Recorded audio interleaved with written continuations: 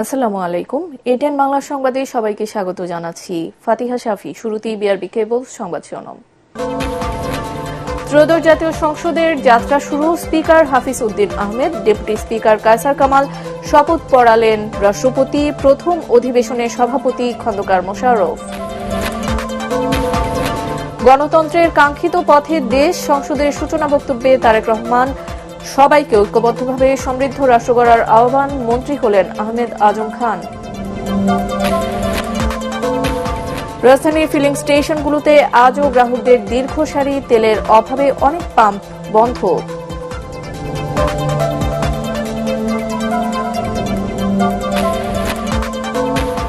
চট্টগ্রাম বন্দরের new mooring container টার্মিনালের ব্যবস্থাপনা বিদেশি কোম্পানিকে দেয়ার চুক্তি প্রক্রিয়া বৈধ।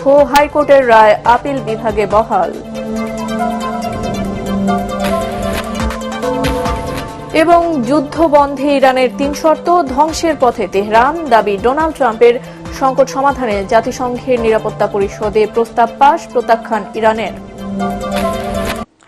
শুনছিলেন বিআরবি কেবল সংবাদ শিরোনামগুলো। এবারে চলে যাচ্ছি পুরো সংবাদে। যাত্রা শুরু করল ত্রয়োদশ জাতীয় সংসদ। বিএনপির সংসদ সদস্য ড খন্দকার মোশাররফ হোসেনের সভাপতিত্বে সংসদের প্রথম অধিবেশনে হাফিজ উদ্দিন আহমেদ বীর বিক্রমকে স্পিকার এবং ব্যারিস্টার কায়সার কামালকে ডেপুটি স্পিকার নির্বাচন করেন সদস্যরা। পরে রাষ্ট্রপতি মোহাম্মদ শাহাবুদ্দিন তাদের শপথ পড়ান। ইমদাদুল্লাহ বাবুর রিপোর্ট।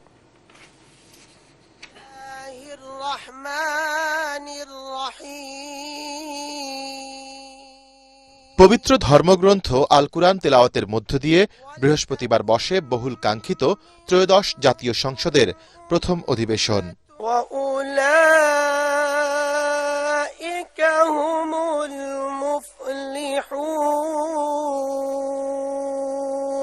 স্পিকারের পদ শূন্য থাকায় দিনের কার্যসূচির প্রথম অংশ পরিচালনার জন্য সূচনা বক্তব্যে সভাপতি হিসেবে সংসদ সদস্য ড খন্দকার মোশাররফ হোসেনের নাম প্রস্তাব করেন সংসদ নেতা ও প্রধানমন্ত্রী তারেক রহমান। বিতাড়িত ফ্যাসিস্ট সরকারের জনবিরোধী এবং গণবিরোধী কর্মকাণ্ডের ফলে জনরোষ তৈরি হয়েছিল, তাতে এই মহান সংসদের সাবেক স্পিকার বা ডেপুটি স্পিকারকে খুঁজে পাওয়া যায়নি।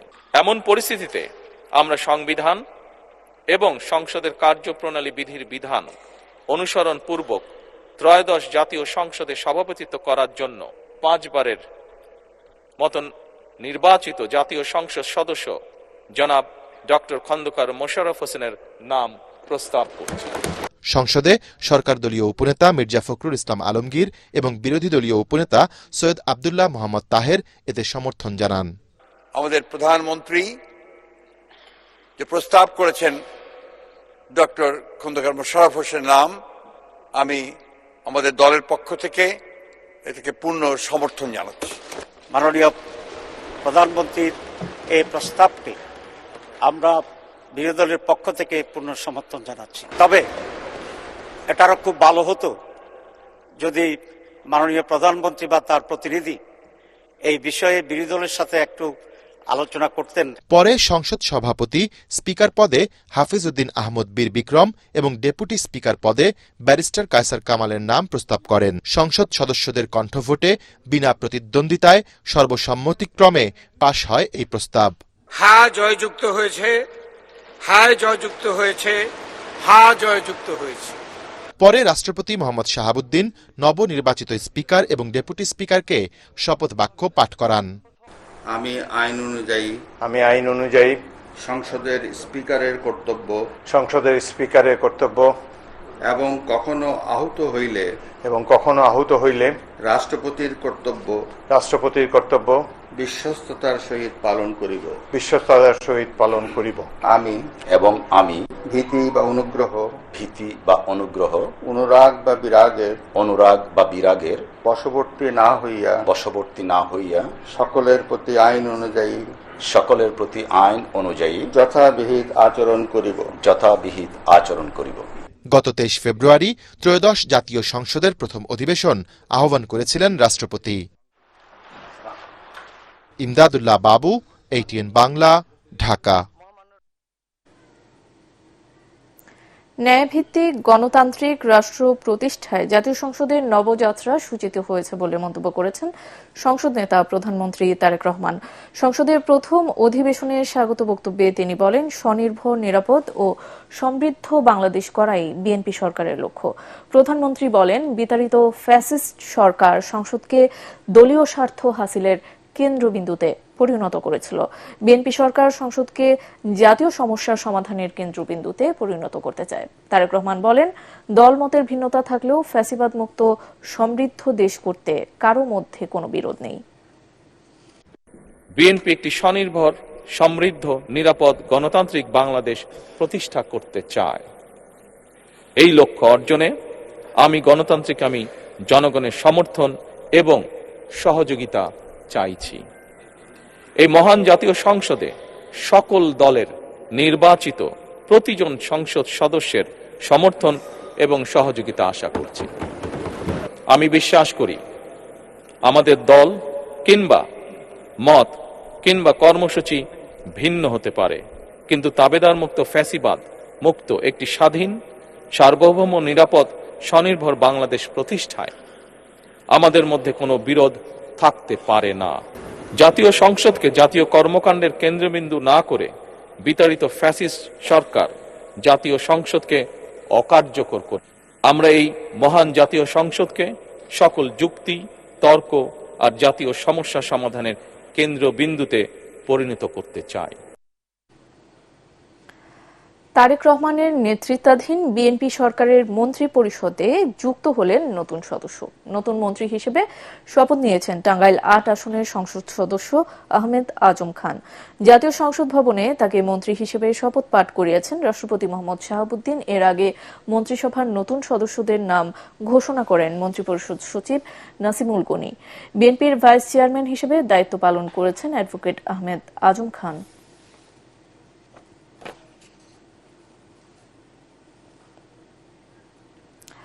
রাজধানীর পেট্রোল পাম্পগুলোতে মিলছে না কাঙ্ক্ষিত জ্বালানি তেল। সারা রাত ধরেই পাম্পগুলোতে যানবাহনের দীর্ঘ সারি। সরকারের পক্ষ থেকে বারবার জ্বালানি সংকট নেই বলা হলেও তেলের অভাবে রাজধানীর অনেক পেট্রোল পাম্প বন্ধ রয়েছে। ফিলিং স্টেশন সংশ্লিষ্টরা জানান, ডিপো থেকে পর্যাপ্ত তেল সরবরাহ করা হচ্ছে না, তাই বাধ্য হয়েই বন্ধ রাখতে হচ্ছে পাম্প। আজমাইন আরাফাতের ক্যামেরায় বিস্তারিত জানাচ্ছেন জামিল হাসান শান্ত। সারা রাত ধরেই রাজধানীর ফিলিং স্টেশনগুলোতে যানবাহনের দীর্ঘ লাইন। ঘন্টার পর ঘন্টা লাইনে দাঁড়িয়ে জ্বালানি তেল নিচ্ছেন প্রাইভেট কার ও মোটরসাইকেল চালকরা। এদিকে ডিপো থেকে সরবরাহ কমিয়ে দেওয়ায় রাজধানীর বেশিরভাগ পাম্প বন্ধ। এতে গ্রাহকদের দুর্ভোগ আরো বেড়েছে। পাম্পের সামনে আপনার সাইনবোর্ড লাগানো যে এখানে অকটেন নাই, দেখা গেল যে আমি 2 ঘন্টা বা 3 ঘন্টা ঘোরার পরে 300 টাকার তেল পাই। আমরা যারা রাইড শেয়ার করি সারাদিনে 300 টাকার তেলে কি হয়? আমরা যারা রাইড শেয়ার করি তারা তো মোটামুটি একেবারে নাজেহাল অবস্থা। গতকাল থেকে ঘুরে যাইতেছি, তেল পাইতেছি না। সব পাম্পে পাওয়া যাচ্ছে না। সকাল 5টার সময় আসছি ভোর, এখন পর্যন্ত লাইনে দাঁড়ায় আছি, উল্টা পাল্টা অনেকে গাড়ি ঢুকাইতে তেল পাচ্ছি না। চাহিদার অনুপাতে তেল না পাওয়ায় পেট্রোল পাম্প মালিক ও গ্রাহক ভোগান্তি পোহাতে হচ্ছে সবাইকে। তাই তেল মজুত না করার পরামর্শ তাদের। যদি আপনার ডিপো তেল দেয় তবে না আমরা তেল দেবো। গতকাল আমাদের টোটালি ডিপো থেকে তেল দেয় নাই। এক গাড়ি ডিজেল দিচ্ছে, ডিজেল আমরা বিক্রি করে ফেলছি, কিন্তু অকটেন তো আমাদের দেয়নি। 18,000-27,000 লিটার তেল পাই, সেখানে আমাদের অকটেন দিচ্ছে মাত্র 9,000 লিটার। এই যে গ্যাপটা, এটা আমরা কিভাবে পূরণ করব? এদিকে সংকট মোকাবেলায় শুক্র ও শনিবারও ডিপো থেকে তেল সরবরাহ করা হবে বলে জানিয়েছেন Bangladesh petroleum corporation BPC. Jamil Hasan Shanto, ATN Bangla, Dhaka. Chittagong বন্দরের নিউ মোরিং কন্টেইনার টার্মিনাল বা এনসিটির ব্যবস্থাপনা বিদেশি কোম্পানিগুলোকে দেয়া সংক্রান্ত প্রক্রিয়ার বৈধতা প্রশ্নে হাইকোর্টের রায়ের বিরুদ্ধে লিভ টু আপিল খারিজ করে দিয়েছে আপিল বিভাগ। ফলে চুক্তির প্রক্রিয়া বৈধই থাকলেও প্রধান বিচারপতির নেতৃত্বে আপিল বিভাগ এ আদেশ দেন। চট্টগ্রাম বন্দরের নিউ মোরিং কন্টেইনার টার্মিনাল বা এনসিটির ব্যবস্থাপনা বিদেশি কোম্পানিগুলোকে দেয়া সংক্রান্ত প্রক্রিয়ার বৈধতা চ্যালেঞ্জ করে যুব ও যুব অর্থনীতি ফোরামের সভাপতি মির্জা ওয়ালিদ হাসান রিট করেন। গত বছরের ৪ ডিসেম্বর দ্বিধা বিভক্ত রায় দিয়েছিলেন হাইকোর্ট। ফলে বিষয়টি প্রধান বিচারপতির কাছে পাঠানো হলে তিনি নিষ্পত্তির জন্য বিচারপতি জাফর আহমেদের একক বেঞ্চে পাঠান। গত ২৯ জানুয়ারি বিচারপতি জাফর আহমেদের একক বেঞ্চ চুক্তির প্রক্রিয়া বৈধ বলে রায় দেন। এবার ইরান আমেরিকা যুদ্ধ প্রসঙ্গ।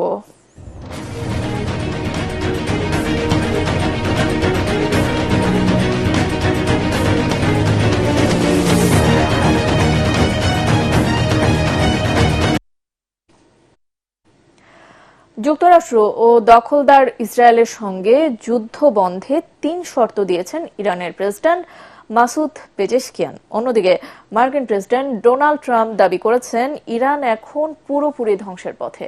এরই মধ্যে ইরানের হামলা বন্ধে জাতিসংঘের নিরাপত্তা পরিষদে প্রস্তাব পাশ হয়েছে, তবে এ প্রস্তাব প্রত্যাখ্যান করেছে তেহরান। এদিকে যুদ্ধের প্রতিবাদ জানিয়ে ইসরায়েল থেকে রাষ্ট্রদূত প্রত্যাহার করে নিয়েছে স্পেন। বিস্তারিত জানাচ্ছেন আসিফুর রহমান সাগর। মধ্যপ্রাচ্যের সংঘাত থামাতে এবার কূটনৈতিক শর্তের টেবিলে ইরান। এক্সে দেওয়া এক পোস্টে প্রেসিডেন্ট মাসুদ পেজেশকিয়ান স্পষ্ট করেছেন, যুদ্ধ বন্ধ চাইলে হামলার ক্ষতিপূরণ দিতে হবে, তাদের অধিকারের স্বীকৃতি দিতে হবে এবং ভবিষ্যতে আর কোনো আগ্রাসন হবে না দিতে হবে এমন আন্তর্জাতিক গ্যারান্টি। রাশিয়া ও পাকিস্তানের শীর্ষ নেতাদের সাথে আলোচনার পর তিনি এই বার্তা দেন। তবে এই শর্তকে পাত্তা দিচ্ছেন না মার্কিন প্রেসিডেন্ট ডোনাল্ড ট্রাম্প। মেরিল্যান্ডের সাংবাদিকদের তিনি বলেন, ইরান এখন খাদের কিনারায়।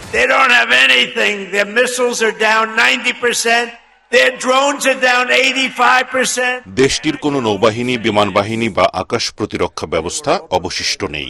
মার্কিন বাহিনী এখন ইরানের উপর দিয়ে মুক্তভাবে বিচরণ করছে এবং দেশটি কার্যত নিশ্চিহ্ন হওয়ার পথে। সংঘাতে আঁচ এবার পৌঁছেছে জাতিসংঘের সদর দপ্তরে। 15 সদস্যের নিরাপত্তা পরিষদে উপসাগরীয় দেশগুলোর উপর ইরানের হামলা বন্ধের দাবিতে একটি প্রস্তাব পাশ হয়েছে। 13 সদস্য দেশের সমর্থনে প্রস্তাবটি পাশ হলেও ভোটদানে বিরোধ ছিল রাশিয়া ও চীন। তবে তেহরান এই প্রস্তাবকে একপেশে বলে প্রত্যাখ্যান করেছে।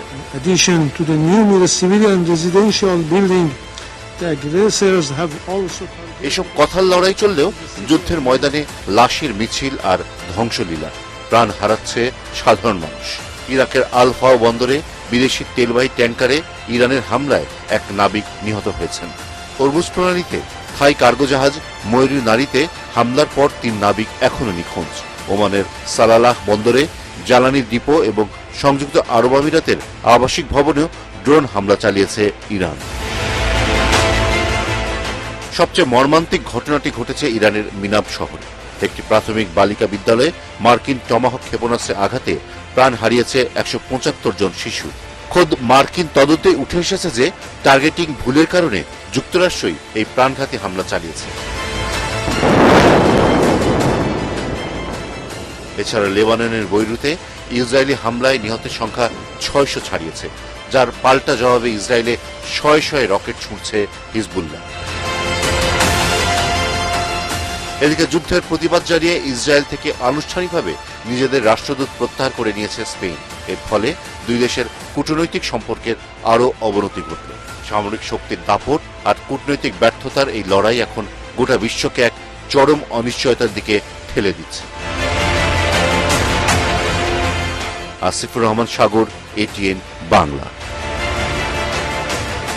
এবার পূবালী ব্যাংক বাণিজ্য সংবাদ।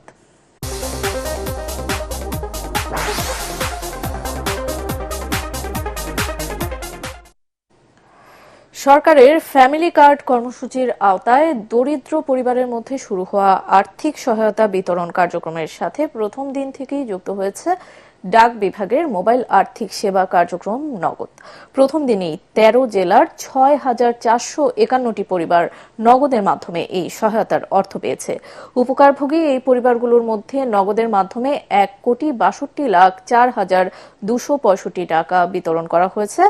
ফ্যামিলি কার্ড কর্মসূচির আওতায় দরিদ্র ও নারী প্রধান পরিবারগুলোকে প্রতি মাসে 2,500 টাকা করে আর্থিক সহায়তা দেওয়ার পরিকল্পনা রয়েছে। নগদের মিডিয়া অ্যান্ড কমিউনিকেশন বিভাগের প্রধান জানান, শুরু থেকেই এমন একটি প্রকল্পের অংশীদার হতে পেরে সরকারের কৃতজ্ঞতা জানিয়েছে নগদ কর্তৃপক্ষ। সরকারকে আমি ধন্যবাদ জানাবো এবং বিশেষ করে মাননীয় প্রধানমন্ত্রীকে ধন্যবাদ জানাবো যে নগদকে এই প্রক্রিয়ায় শুরু থেকে উল্লেখযোগ্য একটা অংশের অংশীদার করা হয়েছে এবং নগদ যেহেতু অনেকদিন ধরে দায়িত্বশীলতার সঙ্গে সরকারের বিভিন্ন ভাতা, উপবৃত্তি ইত্যাদি বিতরণ করছে, আমি বলবো যে এবারও আগের চেয়েও অনেক বেশি সফলতা দেখাবে নগদ এই কাজে। এ পর্যায়ে আন্তর্জাতিক সংবাদ।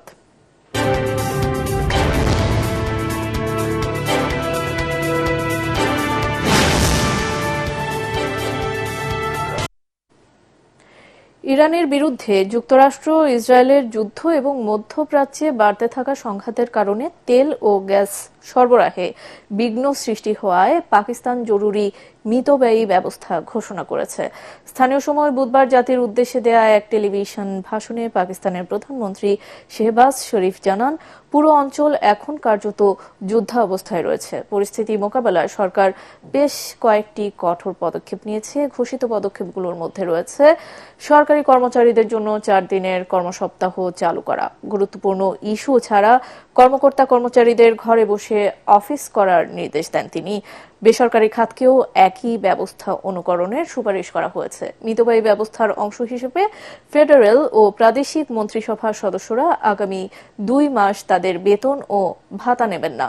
একই সময়ে জাতীয় ও প্রাদেশিক আইনসভার সদস্যদের বেতন 25% কমানো হবে বলেও জানান তিনি। এবার থাকছে খেলার খবর।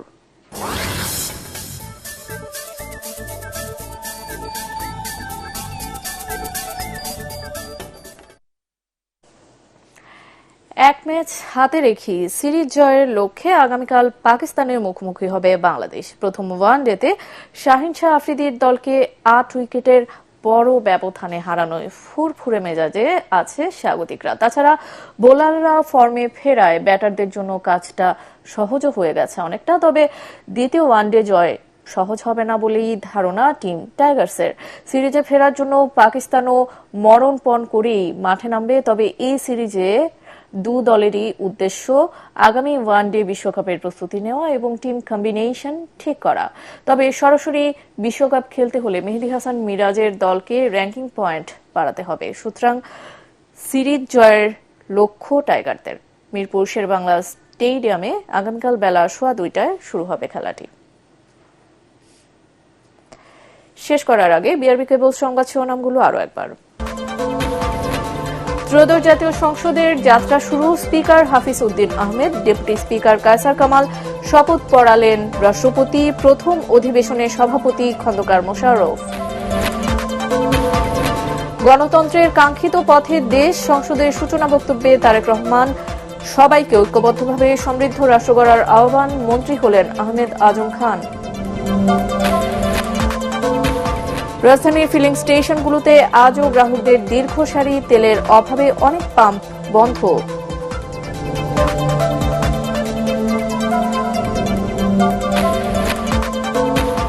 চট্টগ্রাম বন্দরের নিউ মোরিং কন্টেইনার টার্মিনালের ব্যবস্থাপনা বিদেশি কোম্পানিকে দেওয়ার চুক্তি প্রক্রিয়া বৈধ।